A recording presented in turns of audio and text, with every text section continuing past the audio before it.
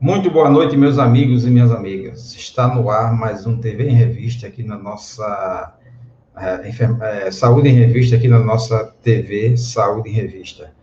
Estamos hoje aqui eu, Edson Gomes e Jordanes Reis, comandando o programa de hoje, Revista Saúde em Revista. A todos sejam bem-vindos, muito boa noite e vamos dar início a mais um programa aqui na nossa TV Saúde em Revista, nosso canal no YouTube.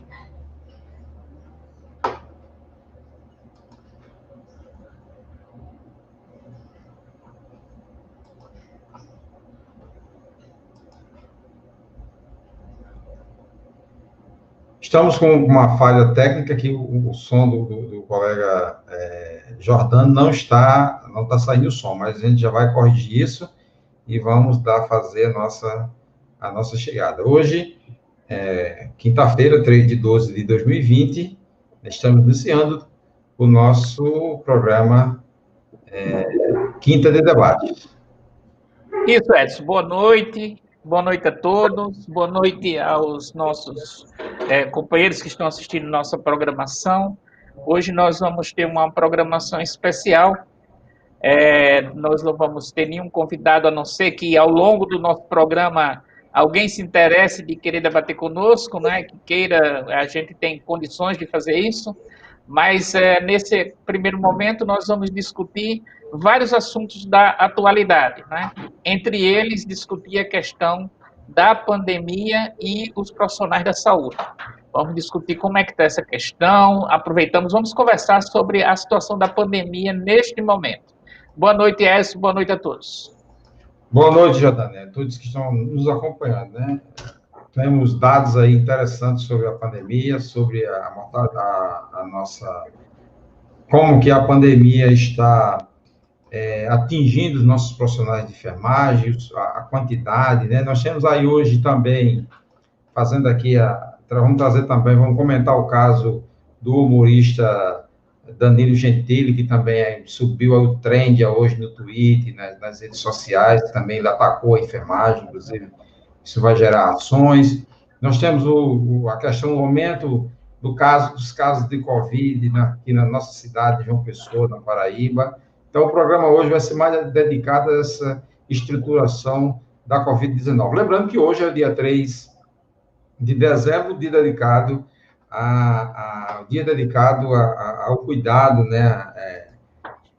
O Dia Internacional da Pessoa com Deficiência, né? E a nossa mensagem é de que é o dever de todos os cidadãos lutar pela garantia dos direitos das pessoas com deficiência, né?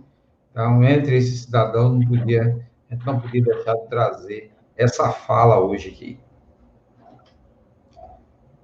Ok, isso, Edson. Também vamos trazer como notícias a questão da vacinação, recursos também liberados para o Ministério da Saúde, para as unidades de saúde se informatizarem, e pretendemos também discutir essa questão de por onde a vacina começa. Essa é uma discussão que no mundo inteiro, recentemente, o secretário de Vigilância e Saúde do Ministério da Saúde fez um pronunciamento, que inclusive é um paraibano, né? O atual coordenador do Departamento de Vigilância Sanitária, de Vigilância Epidemiológica do Ministério da Saúde, né? Corrigindo, e ele colocou a questão das escolhas da vacina. Mas um aspecto importante a colocar, além da escolha da infraestrutura, porque tem também o problema das seringas, né, e dos insumos, e toda a mobilização para isso, também tem a escolha de quais primeiras pessoas a serem vacinadas. Tudo isso hoje esperamos estar debatendo aqui com vocês. Fiquem à vontade para opinar, participem no YouTube, no Facebook e em diversas redes sociais que nós estamos também para debater. Pois é, a saúde, a questão da vacinação tem tomado conta dos debates na atualidade, né? Inclusive porque traz aí, eu acho que é um debate fundamental para nós, que é a questão ética envolvida e aí você já trouxe bem, fez um introdutório muito importante, que é esse debate ético que envolve quem vai tomar a primeira vacina ou em quem se aplica a primeira vacina.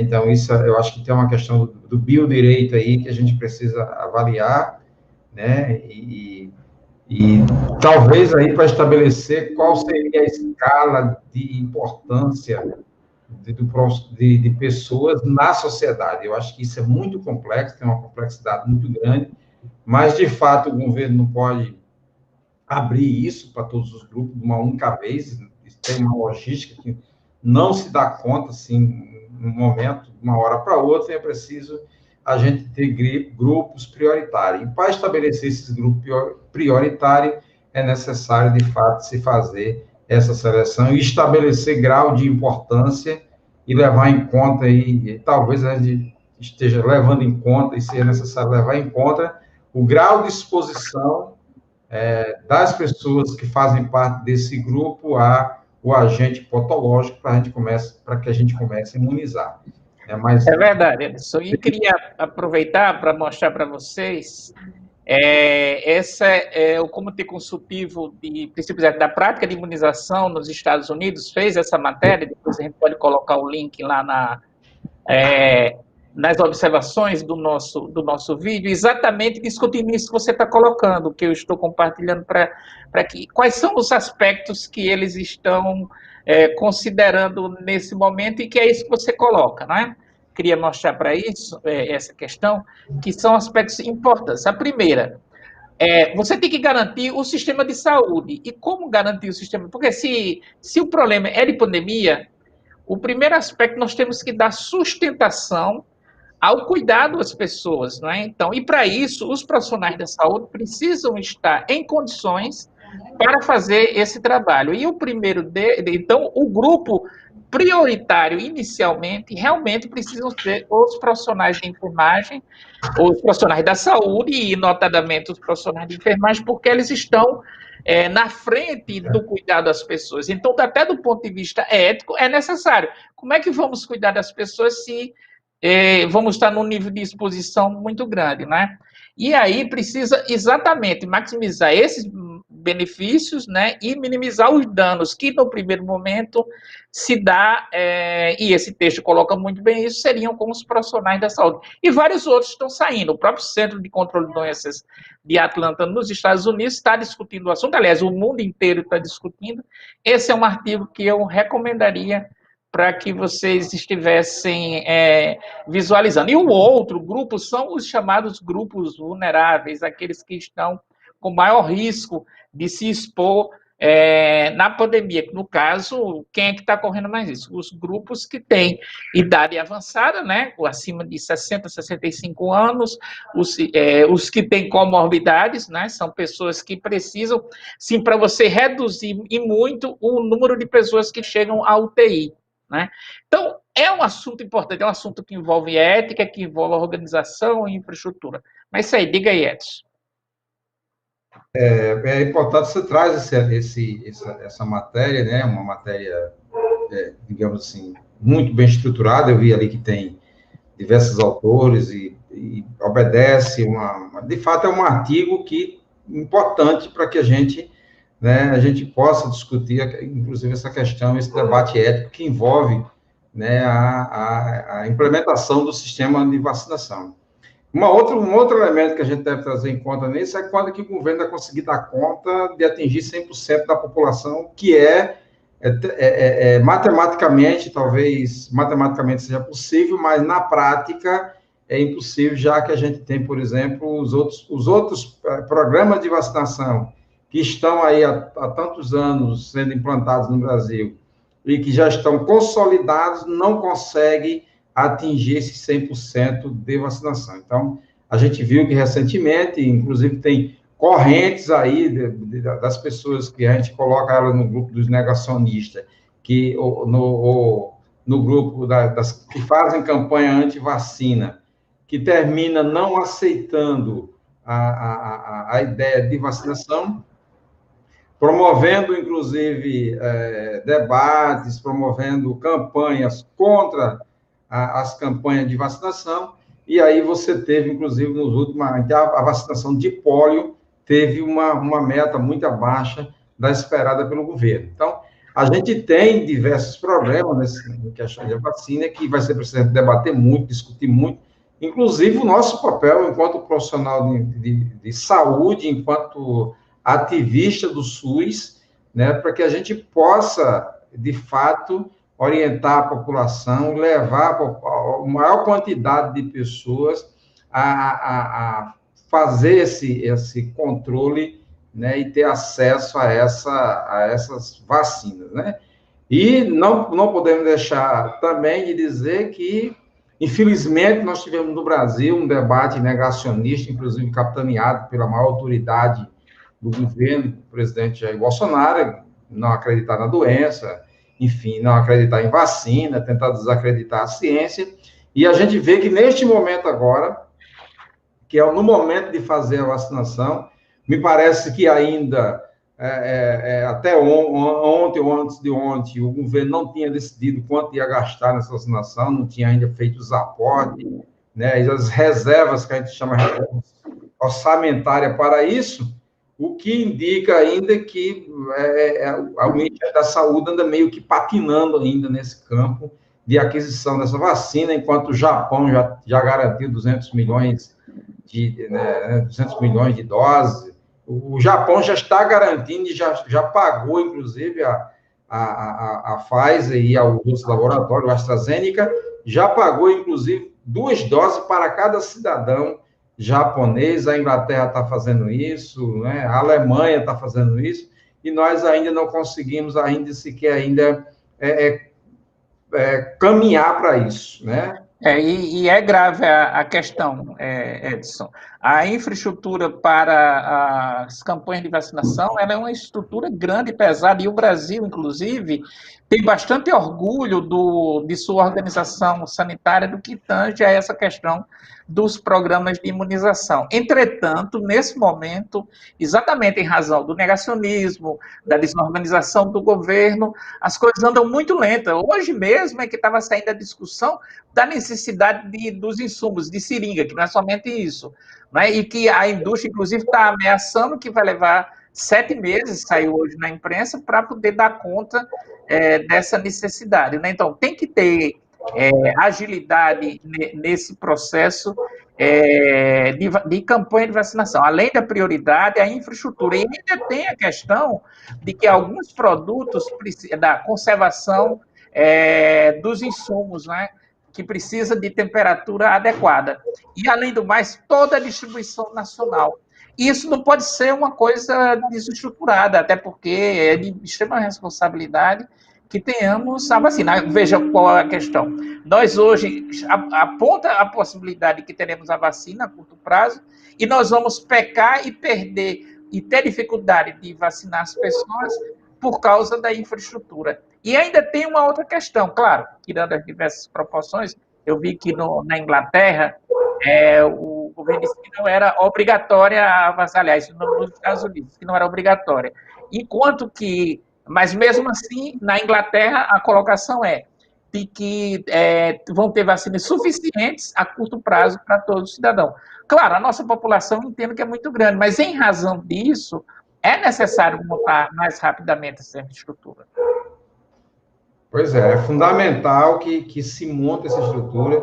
E aí e você vai concordar comigo que a gente sabe que parte da estruturação do sistema vacinal no Brasil depende, em grande maioria, dos profissionais de enfermagem, né? A gente precisa colocar esses profissionais de enfermagem a par do processo de vacinação, do processo de armazenamento, do processo de condução e do processo de administração dessa vacina, ou das vacinas que vão adquirir, porque nós vamos estar adquirindo, a demanda é universal, não é uma demanda de um país, não é uma demanda de 2 países, é uma demanda universal. Então, a gente vai estar adquirindo vacina de diversos laboratórios. Então, às vezes, um laboratório, a dose é de 0,5 ml, na outro laboratório, a dose é de 1 ml. Então, a gente precisa ver, né, e precisa estruturar, e aí as unidades, a atenção básica vai ser fundamental, vai ser importante nesse processo. Então, a gente precisa rever esse processo, E aí já tem uma outra questão que envolve a vacinação, que é o armazenamento. Eu vi ontem dizendo que só podia ficar armazenado até 5 dias, pelo menos as que estão mais próximas de atender as demandas. Só pode ficar armazenada no máximo 5 dias. E aí, quando a gente pensa, por exemplo, quem mora nós estávamos fazendo um curso ontem, tinha um colega que era de Belém. Então, quem mora em Belém e recebe a vacina, a central recebe a vacina em Belém, e para se deslocar para Altamira, no Belém do Pará, ele leva 5 dias só de barco para chegar, 5 a 6 dias de barco, se o clima estiver bom para a navegação. Então, a gente começa a pensar essas dificuldades, né? Eu tive na Amazônia um ano retrasado, e a gente viu a dificuldade que é você se deslocar em Manaus para você visitar uma tribo no Rio Negro, no Alto Rio Negro, no Alto Solimões, e você chegar até lá com essa vacina e com esses equipamentos. E aí tem uma outra estruturação também, que aí você já começou a colocar, que é a questão dos insumos para a vacina, né? A gente sabe que essa vacina, pelo que está sendo se apresentando, ela vai ser de administração intramuscular, pelo menos ou intradérmica. Então, ela vai precisar de seringa, de agulha, né? Então, a asepsia do local não é aquela vacina como a SEB, que é feito a gota na língua. Então, a gente precisa, de fato, e o governo precisa correr com isso, que é para não ficar para trás. E aí eu vou estar mandando um dado para você agora, para que você coloque na tela, só para a gente ver como é que está a situação do Brasil.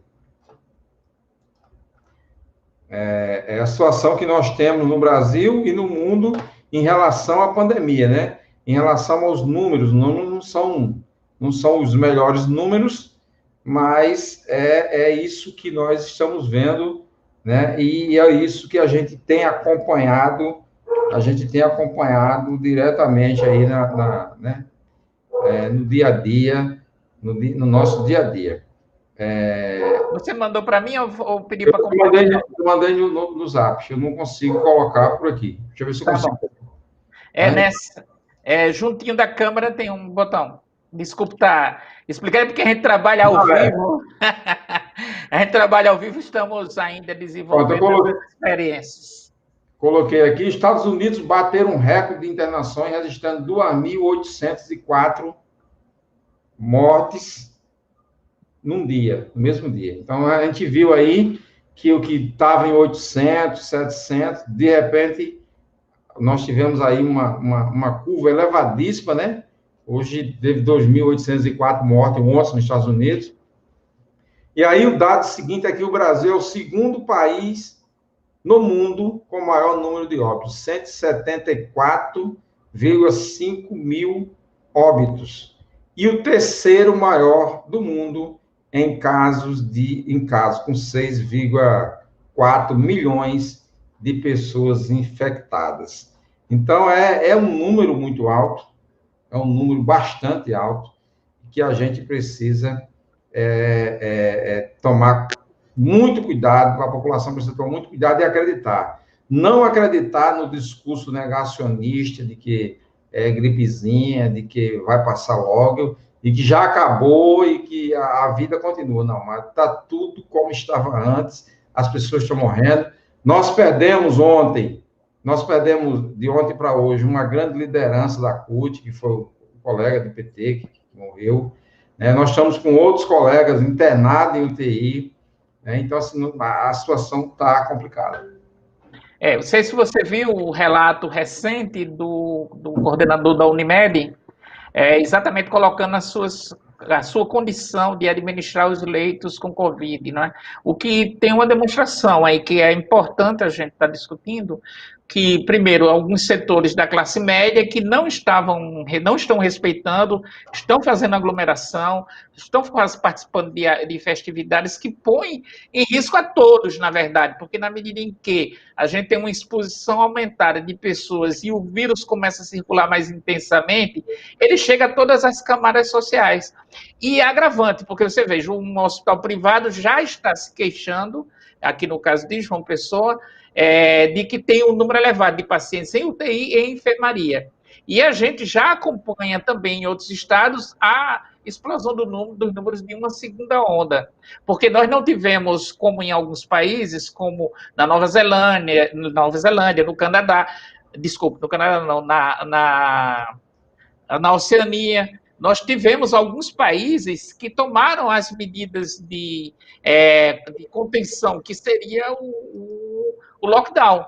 E a gente não tem feito isso. A nossa é muito estendida, muito prolongada. A Inglaterra, recentemente, fez um lockdown mais intenso exatamente em período da segunda onda. E a gente continua com essa prática, as coisas abrindo, as pessoas ainda... Tudo bem, a necessidade de confraternizar, mas a necessidade também de se proteger. Não é? Pois é, nós hoje recebemos a informação de que o estado do governador, do ex-governador e senador, atual senador José Maranhão, piorou, né? Teve falta de ar e ele agora está internado no UTI. E eu já vi algumas informações aqui em grupos de pessoas mais próximas e de amigos mais próximos que me parece que vão levar ele para o Sudeste, no município de São Paulo, para o Einstein ou para outro hospital. Estão pensando em fazer a condução dele para lá. Então, a gente viu, né, eu estou te mandando te mandei uns dados aí da Paraíba agora, para que você coloque aqui na tela, né, como você está no painel de controle aí, que é o aumento significativo dos casos aqui na Paraíba. E você traz, no exato momento que você traz a informação do diretor da Unimed, JP, que fez um alerta, inclusive ele faz um alerta, né, um vídeo mostrando um gráfico, né, onde, vertiginosamente, subiu o número de pessoas contaminadas procurando a Unimed. Então, a gente vê que a coisa não está de brincadeira. Hoje eu vi uma fala do governador Dória, né, que, inclusive, proibiu as festas públicas e privadas agora no final do ano, as festas de final do ano em São Paulo. Isso porque a gente tem também lá um crescente número de pessoas infectadas e pessoas que foram a óbito, né? Então, só para a gente ter uma ideia, na Paraíba, hoje foram confirmados 746 novos casos e 10 óbitos por Covid-19 nas últimas 24 horas. Infelizmente, a gente tinha visto que os números tinham quase zerado na Paraíba, tinha diminuído bastante, e agora a gente tem já 10 óbitos nas últimas 24 horas e 746 casos registrados. E nós chegamos à marca de 3.326 mortes e 147.274 infectados na Paraíba. São números altíssimos que a gente precisa, e aí eu digo mais uma vez, ter cuidado, usar máscara, usar álcool, não ir para o ambiente onde tem aglomeração e evitar contato com muita gente. Isso, e realmente a preocupação é grande, né? Eu não consegui... agora chegou os dados que você estava falando. Deixa eu me apresentar, então. Que a gente tem que ir trabalhando aqui, porque o meu WhatsApp acabou apresentando um problema. Exato, os números que você colocou, né, de 746 novos casos. Eu queria exatamente começar a mostrar em João Pessoa. Se for tomadas medidas de isolamento social, nós teríamos uma melhora, seria importante essa questão do isolamento social nesse momento. Veja aqui, esses são os dados de João Pessoa, neste momento está online, da Prefeitura de João Pessoa, onde eles divulgam os nossos números de ontem para hoje, né? Recomendo a visita a esse site, é um painel do Covid em João Pessoa, né? Que apresenta essas informações. E aí uma coisa chama atenção, é a questão do isolamento social extremamente baixo, né? Como é que isso é obtido? Não sei se as pessoas sabem, um acordo com as empresas de telefonia, e ela informa o deslocamento dos celulares, né? O deslocamento das pessoas a partir do registro celular, que é um número alto, né? Então, é muito baixo para a realidade que a gente está vivendo. Então, se esse isolamento precisa chegar a 50%, precisa chegar a 40%, a 60%, a 70% seria o ideal. Se isso fosse feito em 15 dias, um isolamento nesse sentido, você teria um achatamento da coisa. Isso é um assunto que já estava desde antes discutido, né? Que estava o tempo todo em discussão. E uma outra coisa também que aponta que ainda a nossa realidade dos bairros, se você for ver aí o bairro de Mangabeira... E eu estou olhando aqui justamente, Jordan, me atrapalhando aqui o seu raciocínio. Sem problema, sem problema. A gente tem que... É uma roda de dois, né? Eu estou justamente olhando onde você está com o ponteiro em cima, que é o bairro do Cristo Redentor, o segundo bairro de João Pessoa, com 1.766 casos registrados. E é aqui no bairro do Cristo, onde eu moro, né? Então, aqui no bairro do Cristo, onde eu moro, que justamente de onde eu estou, que a gente tem o segunda maior incidência de casos em João Pessoa. E uma taxa de mortalidade extremamente alta, e outras questões que a gente, obviamente, precisa fazer a discussão científica sobre isso, né, para aprofundar essa questão, e a análise do bairro. E também a questão das curvas. Se você for ver, a gente tem aqui, teve uma ascensão muito alta, né, e momentaneamente uma queda mantida, uma manutenção, né? Então, a possibilidade de que esses números voltem a subir é extremamente elevada. Mas é isso. Vou fechar aqui essa. E agora aqui, a Ana Lúcia está comentando conosco aqui agora, dizendo o seguinte, nos últimos dias eu venho tendo uma preocupação nova, com as máscaras confeccionadas em tecido de malha. Será que essas máscaras são confiáveis? Eu acho que isso é uma discussão importante, porque quando você utiliza máscara máscara de malha, a gente sabe que no momento que você estica a malha, ela abre os espaços entre os fios, né? No momento que você estica a malha, ela abre os espaços entre os fios. Será que essas máscaras que estão sendo vendidas nas ruas, feitas de malha, de fato, têm confiabilidade? Tem algum tipo de teste, algum tipo de ensaio que foi feito com essas máscaras? Eu tenho desconhecido isso, né? E, no entanto, a gente começa a se preocupar com isso, e é interessante que se faça uso de máscara de tecido, né? E eu acho que seria muito mais eficiente, mais eficaz. Uma outra coisa que a gente tem que se preocupar com essas máscaras é justamente o tempo de uso dessa máscara. Às vezes você sai de manhã com uma máscara e só volta no final da tarde com a mesma máscara. Isso, você tem um processo que você fala, a máscara fica úmida, né? Seria interessante a gente andar com 2, 3 máscaras aí, para pelo menos a cada hora, a cada 2 horas, você fazer a troca da máscara. E aí é importante dizer que essa troca de máscara também precisa ter o cuidado na hora de fazer a troca e o armazenamento dessas máscaras. Isso aí a gente... essa discussão da máscara, ela tem... nós que somos da saúde, eu sou enfermeiro, você é técnico de enfermagem, e você atua também na questão do direito, e sabe muito bem que existe legislação, né? A máscara, ela é um produto para a saúde, e ao ser produto para a saúde, inclusive, deveria ter um registro da vigilância sanitária, como as máscaras que são utilizadas no ambiente do cuidado, no ambiente hospitalar, nos postos de saúde, elas todas são registradas, porque elas são produtos para a saúde. Tudo bem, ele tem um nível de registro diferente de um medicamento, de uma vacina, de um outro produto que vai invadir o corpo, mas ele, por ser saúde, teria que ser feito esse registro. Claro, a pandemia trouxe um problema. porque a necessidade da própria barreira física foi quem trouxe a noção do uso indiscriminado da máscara, né? Porque também, obviamente, se a máscara for inadequada, ela não vai servir. Entretanto, o fato de que ela possa impedir que haja a eliminação que a gente chama de perdigotos, né? Da saliva, do espirro, na fala, na tosse, ela cria uma certa barreira.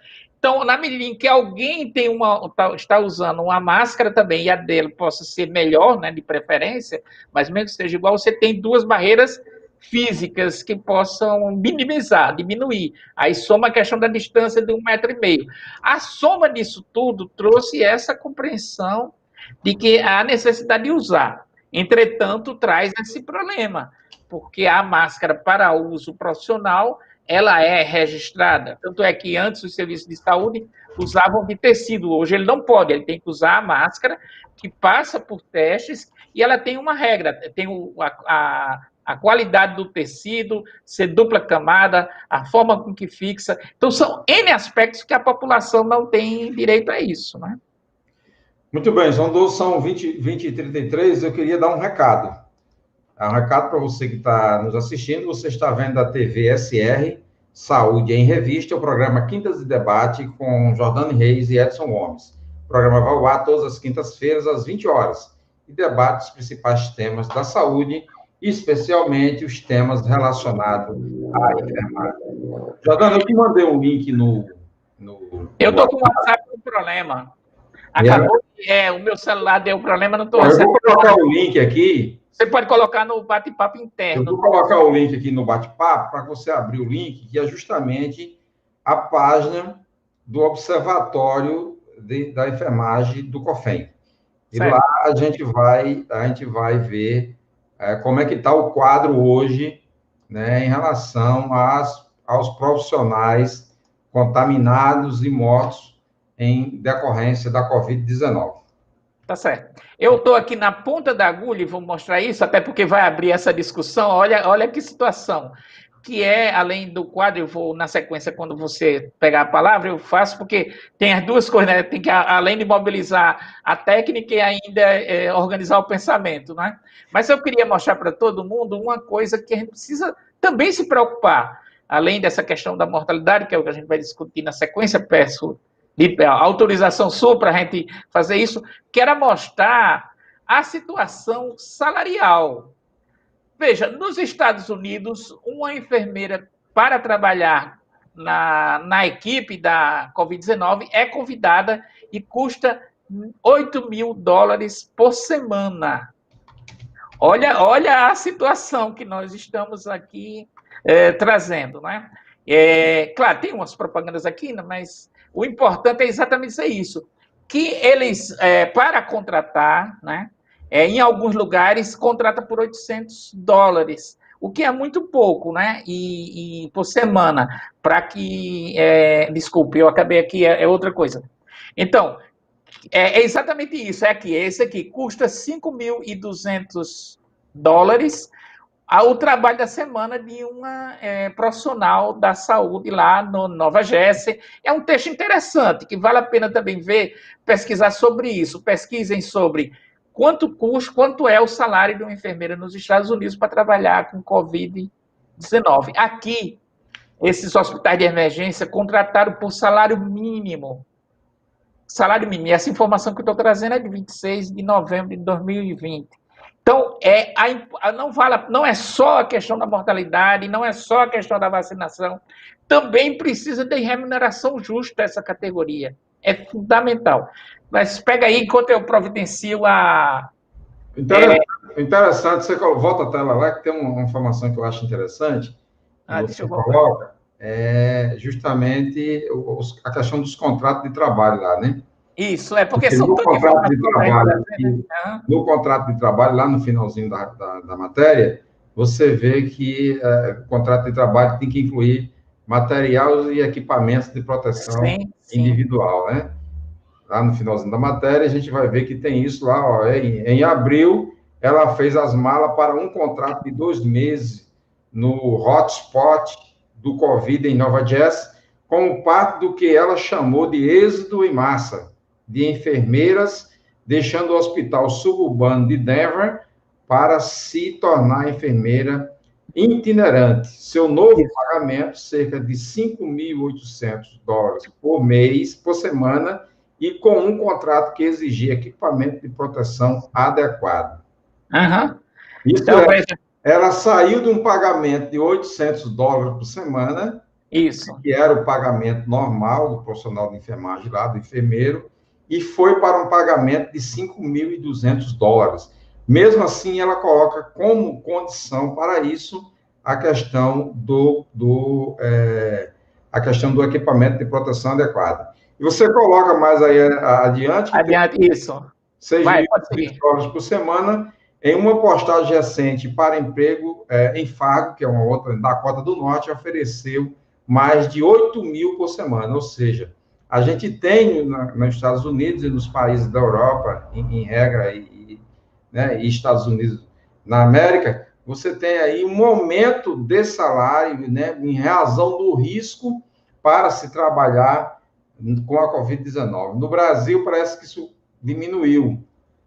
Isso diminuiu porque a gente tem as pessoas trabalhando né, as pessoas sendo acometidas e nós não tivemos nenhum aumento de salário. O que a gente assistiu, inclusive, na cidade de João Pessoa, foi se estabelecer uma gratificação, primeiramente, só para médico, foi preciso a enfermagem ir à rua, e à luta, e etc., para conseguir que também tivesse direito a uma gratificação pequeniníssima, né, que não chegou nem a 20% do salário recebido. Eu digo a você do salário recebido, porque o salário de um técnico de enfermagem hoje, em regra, é cerca de R$ 1.050. E isso a gente está falando dos enfermeiros nos Estados Unidos, mas se levar em consideração nosso sistema de saúde, né? Olhando a questão dos técnicos, dos profissionais de nível médio, que também estão submetidos ao risco, tal qual todos os outros profissionais, seja ele da enfermagem ou de outras atividades, assim, é um absurdo, é miserável. E ainda tem um problema. Se você vê, eles mantêm, claro, a pandemia lá está intensa e números elevados, né? A necessidade dos enfermeiros itinerantes, que eles chamam que é do contrato, como se fosse um contrato temporário, né? Ele vai trabalhar no lugar, ele não vai ficar... E que está perdendo, claro, os hospitais que não conseguem remunerar isso, vão perder os profissionais. Então, veja que crise terrível, né? Então, tem necessidade também de formar mais profissionais, necessidade de que os recém-graduados possam começar a trabalhar e ter seu diploma, como os cursos estão parados. Isso também reflete nessa questão, e aqui no Brasil também. E no nosso caso, com o fechamento dos hospitais, hospitais temporários, aqueles que foram só de campanha, né, que foram montados emergencialmente, foram fechados. O que, se a gente tiver uma nova crise, não vai dar tempo, né? Então, a melhor maneira nesse momento é realmente fazer o trabalho de distanciamento social para garantir que não tenhamos os casos, porque nós podemos ter aquela preocupação que foi no começo e não ter dos hospitais ficarem lotados, a gente pode ter agora nesse segundo, se algo não for feito. Pois é. Vou fechar aqui. Eu não consegui pegar o outro que você me mandou. Você mandou por onde, Edson? Eu te mandei, o link está no chat. Está no chat? Aqui nas mensagens do... Tá, estou tentando aqui. Não carregou. Você pode colocar na conversa privada aqui. Eu vou colocar na conversa privada agora? Certo. A gente está andando com o carro, trocando o pneu com o carro andando, né? Eu vou para a gente fazer esse debate já. Coloquei aqui. Tá aí eu mandei para você agora o link. Sim, isso. Você coloca a página no ar para que a gente possa ver o painel geral do observatório que o COFEM montou, né? A gente tinha montado uma através de coletiva na NAE. Aqui a gente conseguiu contabilizar até 100, mas aí a gente não tem estrutura para manter isso. E ainda bem que o COFEM tomou essa decisão e montou um painel que ele é muito mais completo e recebe informações já estou conseguindo. De todos os conselhos regionais nos 27 estados e no Distrito Federal. Então, é um debate importante, né? Eu já coloquei aqui no bate-papo, a Covid em profissionais de enfermagem, Paraíba, a gente já registrou 773 casos até o momento, tá? 973 casos, é bastante, né? A gente tem uma população alta, né? E aqui você tem aí um painel geral que a gente pode fazer diversas análises, né? Nós temos já 43.926 casos de profissionais infectados no Brasil, com os dados atualizados do dia 3, né? Um total de óbitos já são equivalentes a 467 óbitos, né? E nós temos também aí 22.180 casos confirmados, 5.257 não confirmados, 15.517 em suspeita, né? Isso. Nós temos internado 273 profissionais de enfermagem e 227 estão com suspeita. 443 faleceram e 34 faleceram sob suspeita de contaminação. A gente tem visto e acompanhado que o estado do Amazonas continua, o Conselho Regional de Amazonas continua publicando nota de pesar, quase todos os dias o Conselho tem publicado uma nota de pesar em relação a casos de Covid ocorrido ainda lá em Manaus e cidade próxima ali de Manaus. Então, a gente vê que nossos profissionais é uma das categorias que mais foi atingida pela Covid-19, e como eu tenho dito, especificamente olhando para João Pessoa e para Paraíba, nós temos aqui, na Paraíba, 11 mortes confirmadas por Covid-19 entre os profissionais de enfermagem. Então, é um número alto, né, que a gente considera alto, de uma mortalidade alta. A gente vê aí que a letalidade entre os profissionais de enfermagem é de quase 2% do total de contaminados, 1,89%, ou seja, quase 2%, né? Em alguns estados, isso ultrapassa obviamente, em São Paulo é um baita problema, né? São Paulo e Rio de Janeiro, do ponto de vista não só numérico, porque percentualmente, como também tem um número muito alto, é muito grave a situação. Você percebe pelo próprio mapa, esses mapas com os gráficos de pizza, em forma de pizza, ele demonstra exatamente o percentual elevado, né? E as próprias... o número de casos e o número de óbitos é extremamente preocupante. Então, o investimento na infraestrutura do trabalho profissional, nas condições de trabalho e na remuneração, ela é fundamental, porque nós vamos ter um problema grave. Vamos imaginar, se isso não for cortado, a repercussão que vai ocorrer na qualidade da assistência, na medida em que você esteja perdendo, né? Além do próprio fato da vida humana que está se perdendo de forma muito rápida, inclusive jovens, né? Porque o vírus não tem, assim, ele tem se comportado diferente no nosso território, e jovens sem comorbidade têm falecido, né? Que esse é um outro assunto que a gente pode estar debatendo também. E, com certeza, esse é o maior número dos profissionais da enfermagem, mas se nós abrirmos o leque para profissionais da saúde, incluirmos também médicos e outras profissões, esse número, com certeza, seria ainda bem maior, né? Mas é claro que a enfermagem tem sido duramente afetada nessa questão.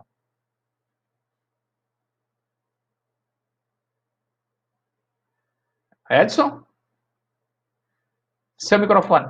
Isso, eu vou te mandar um outro link aqui para você abrir a página, para que a gente possa também fazer um comentário que eu julgo interessante, justamente nesse momento que a gente está falando de pandemia, nesse momento que a gente está falando da importância dos profissionais de enfermagem, da importância que esses profissionais têm para o SUS, para o sistema de saúde, no seu contexto geral, a importância que esses profissionais têm na vida das pessoas, e aí a gente tem uma enfermagem que faz a diferença, programa exibido aí pela TV SR, às terça-feira, sob o comando da doutora Lenilma Bento, né, trazendo gente que faz a diferença na enfermagem, né? E essa semana nós recebemos uma enfermeira que foi um show. E aí vem esse camarada, Danilo Gentili, fazer piada, né, com as enfermeiras, desrespeitando, né, desrespeitando as profissionais de enfermagem, desrespeitando a categoria, né, a categoria de profissional de enfermagem. O Danilo Gentili fez uma nova piada. Eu coloquei esse link para mostrar que ele não é novato nessa situação, né? Ele já tinha feito isso, né? E em um determinado momento ele tinha feito uma piada, ele já tinha sido condenado, o juiz mandou ele pagar uma indenização de R$ 200.000, porque ofendeu uma enfermeira que trabalhava com aleitamento, ela criou um banco de leite, tá? Está aqui, o juiz tinha condenado ele, e ele resolveu, então, agora fazer uma nova piada, né? Uma nova piada, o que levou, inclusive, o Conselho Regional de Enfermagem da Paraíba a fazer uma nota de repúdio, e aí, nota de repúdio do Conselho. O Conselho Federal de Enfermagem está entrando com uma representação, né? Uma representação na Justiça contra os atos praticados por ele. Né? Se você quiser colocar o link, eu vou te mandar o link aqui do Conselho de Enfermagem, atualmente, né? O link atual, hoje datado de 3, COFEN apresenta a representação criminal contra Danilo Gentili, né? Já mandei aí, se você conseguir. Vai sim, vai estar. Só um minuto. Isso. Se você conseguir abrir a página, a gente vai mostrar para o nosso telespectadores que está aqui, para que eles possam ver. Então, esse cidadão é um cidadão que, né, em nome da liberdade de expressão, ele tem causado transtorno à profissão, né, e a diversos profissionais com suas piadas de mau gosto, o que a gente passa a não considerar piada e sim ofensa. Que a piada é aquilo que faz a gente rir, a gente extravasar o nosso estresse, não esse tipo de piada que ele faz, que provoca, ao invés de extravasar o estresse, provoca sofrimento. Então, a gente deixa também o nosso repúdio a esse cidadão, a esse humorista que tem feito esses tipos de postagem, né? E que ofende a categoria, uma categoria que hoje atinge a casa de 2,5 milhões de profissional e que tem carregado, com respeito a todas as outras profissões da saúde, os outros 13 profissionais, 13 categorias que compõem a saúde, que tem carregado a saúde e o SUS quase que nas costas. Edson, é importante tudo isso que você está colocando e o papel que o Conselho Federal está fazendo não é corporativismo, nem barrismo, nada. Inclusive, tem que combater realmente, porque uma coisa é você fazer uma piada e uma brincadeira sem a ofensa, né? Em que você possa não estar, mas essa ofende. E aí está por trás também vários outros aspectos, como, por exemplo, o machismo. Tendo em vista que nossa categoria, a enfermagem, quase 90% da categoria, 80 e tantos por cento da categoria são mulheres. Então, na medida em que você agride, você está também agredindo as mulheres. E isso é grave, isso é numa sociedade que a gente não aceita mais essa questão, né? O respeito que a gente precisa ter às mulheres, e no caso, a mulher trabalhadora, tu imaginas você ter quantas jornadas? Uma jornada em casa, cuidando das questões domésticas, e ainda um emprego, ou 2, ou até mais, para dar conta de sustentar a sua família, porque com essa crise econômica você tem que se desdobrar para estar atuando e trabalhando. Então, imaginas, aí você ser agredido com brincadeiras de mau gosto, né? É algo assim, violento, extremamente violento. Muito. E ele merece o nosso repúdio, porque esse humor que ele está fazendo não agrada a ninguém. E eu acho o seguinte, eu não sei nem qual é o canal que esse senhor, que esse cidadão trabalha, mas penso que o que está faltando para ele é público e visibilidade. Então, ele está fazendo esse tipo de coisa para buscar visibilidade, o que a gente abomina, esse tipo de comportamento. É isso. Bom, tem uma última, assim, algumas notícias, a gente está começando a direcionar para o término do nosso programa, não é? A gente quer terminar realmente com 1 hora de programação. Hoje está dando tudo certo na técnica, né? A gente está também aprendendo, né? A pandemia está trazendo isso, trouxe até com que a gente tivesse essa aproximação e construindo esse canal, que reafirmo, ele está aberto para todos os profissionais da saúde que quiserem conversar com a gente. Tem esse programa que a gente pode fazer, se a pessoa não tem interesse de fazer um programa, mas nós estamos à disposição para apoiar, trazer as ferramentas para as pessoas que queiram trabalhar temas relativos à saúde, de uma forma geral, à saúde coletiva, a questão do trabalho, a questão da organização dos serviços. Então, fiquem à vontade para participar conosco de nossa programação e daquilo que a gente vem construindo. E aí podem entrar em contato comigo ou com o Edson, que a gente, a partir das nossas redes sociais, que a gente monta a programação e montamos também entrevistas. A gente achou hoje muito importante fazer esse debate sobre essa questão da pandemia e as profissões da saúde, e aí, obviamente, acaba se debruçando muito a questão da enfermagem em razão do seu número e do grupo, como a gente provou aí, acometido, né? Então, estão todos convidados para participar conosco dessa discussão, desses debates, e a gente espera que estejamos daqui a 8 dias, nós estaremos em nova programação, trazendo convidados. Vamos discutir na próxima quinta-feira sobre a questão da saúde da população, dos negros, né? Que é importante também na nossa sociedade o cuidado adequado. Vamos trazer uma liderança do movimento estudantil da UFPB, que vai debater comigo e com o Edson, né? Edson, que inclusive tem bastante bagagem nessa discussão, será na nossa próxima quinta-feira, estaremos debatendo a saúde da população negra. É interessante você fazer essa fala que a gente tem a nossa população de enfermagem, né, é composto por quase 60%, são todos de negros e negros, e pardos e pardas, né, e além do componente feminino, aí também na casa dos 80%, 85%. Então, é importante que a gente tenha debatido isso, inclusive com os nossos profissionais, para que a gente crie uma alerta. Tá certo. Tem alguns comentários, né? Ana Lúcia, Sônia Lacerda, boa noite.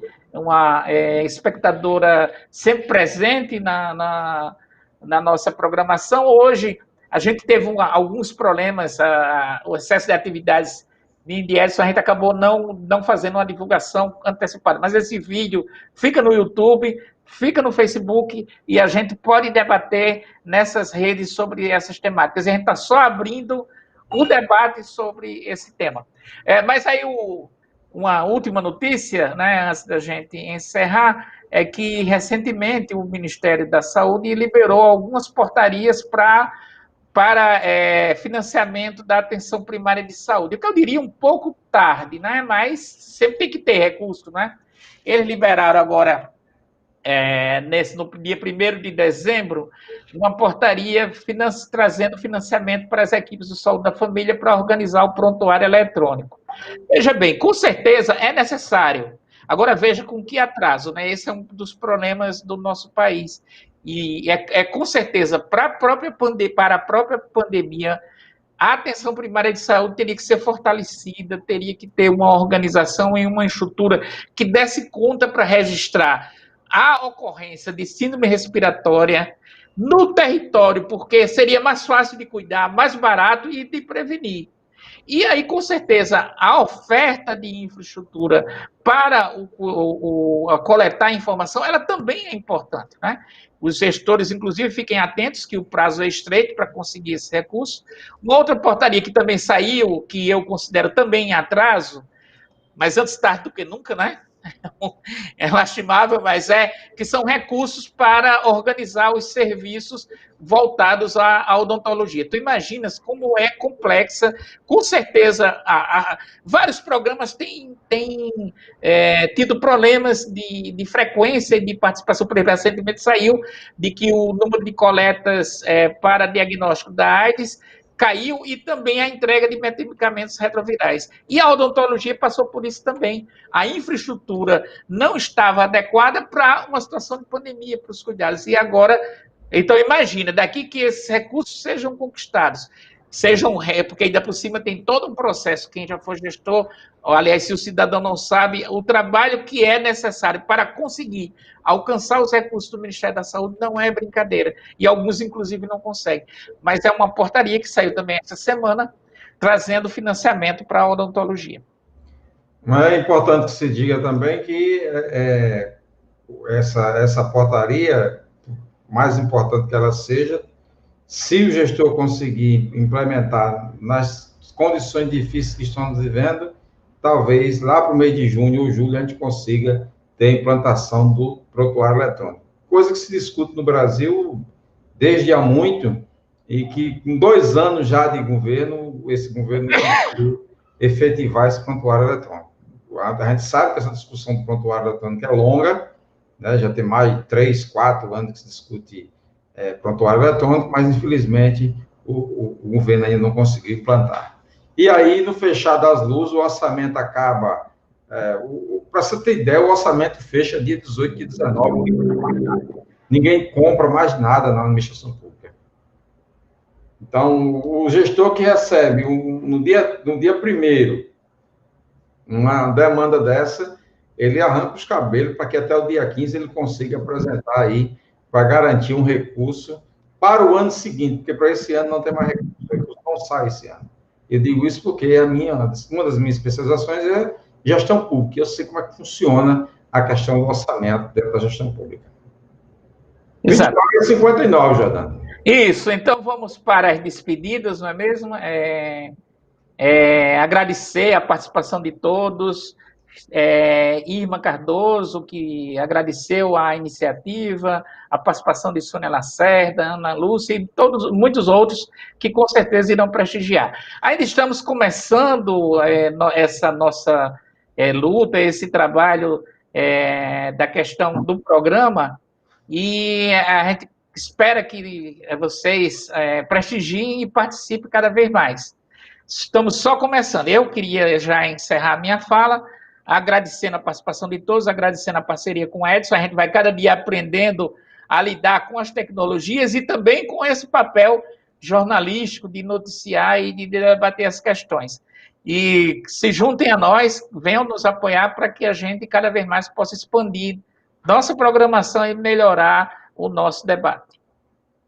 Agradecer a todos e todas que estiveram conosco aqui, nos acompanhando. Ana Lúcia falou assim, em 2014 já se discutia prontuário eletrônico. Eu falei 3 anos, já perdi, porque 2014 já está se discutindo prontuário eletrônico, né?